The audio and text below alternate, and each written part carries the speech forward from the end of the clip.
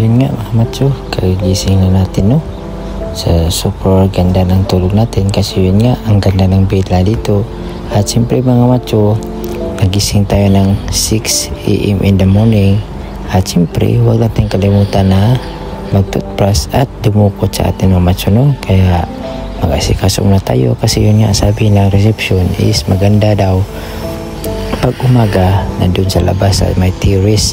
Yung pinapakita ko na video, ang ganda talaga yung terrace na kasi dito kami sa second floor. So ito na nga, lumabas na ako para makita natin yung terrace no.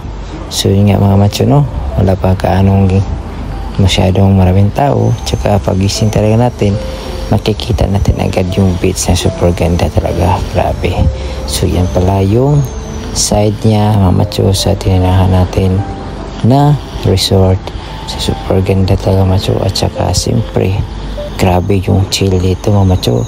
At siyempre mga macho, may ano din tayo kapitbahay dito sa kabila.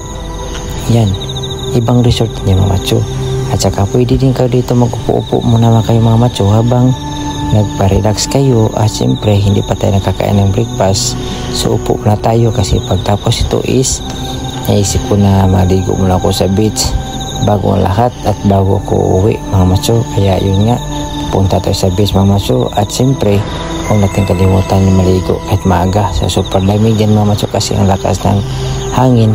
So okay lang mga macho kasi yun nga, umaga naman. At saka may mga nagtatrabaho din. So yun nga mga macho, at maligo na tayo. At siyempre mga macho, i-enjoy mo natin yung beach.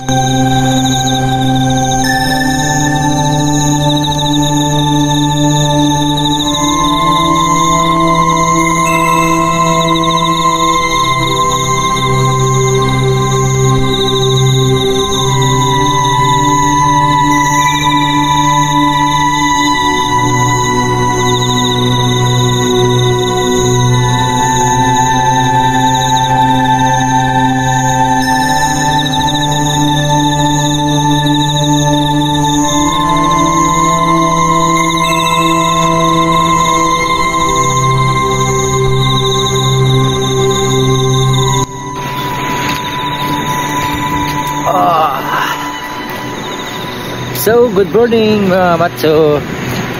Ayun, so ito na yung ano natin, yung last day at uuwian tayo pagtapos ng breakfast mga macho no? So ito pala yung hotel mga macho.